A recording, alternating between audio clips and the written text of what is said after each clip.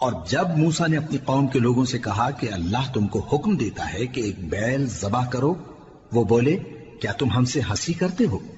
موسیٰ نے کہا کہ میں اللہ کی پناہ مانگتا ہوں کہ نادان بنوں۔ انہوں نے کہا کہ اپنے پروردگار سے التجا کیجئے کہ وہ ہمیں یہ بتائے کہ وہ بیل کس طرح کا ہو۔ موسیٰ نے کہا پروردگار فرماتا ہے کہ وہ بیل نہ تو بوڑھا ہو اور نہ بچڑا، بلکہ ان کے درمیان یعنی جوان ہو، سو جیسا تم کو حکم دیا گیا ہے ویسا کرو۔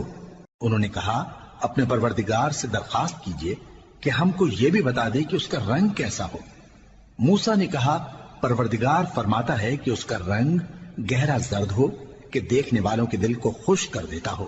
انہوں نے کہا اب کے پروردگار سے پھر درخواست کیجئے کہ ہم کو بتا دے کہ وہ اور کس کس طرح کا ہو، کیونکہ بہت سے بیل ہمیں ایک دوسرے کے مشابہ معلوم ہوتے ہیں، اور اللہ نے چاہا تو ہمیں ٹھیک بات معلوم ہو جائے گی۔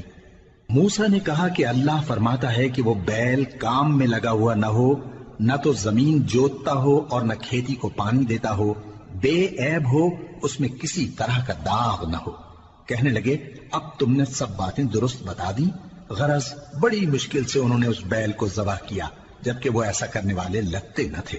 اور جب تم نے ایک شخص کو قتل کیا تو اس میں باہم جھگڑنے لگے، حالانکہ جو بات تم چھپا رہے تھے اللہ اس کو ظاہر کرنے والا تھا۔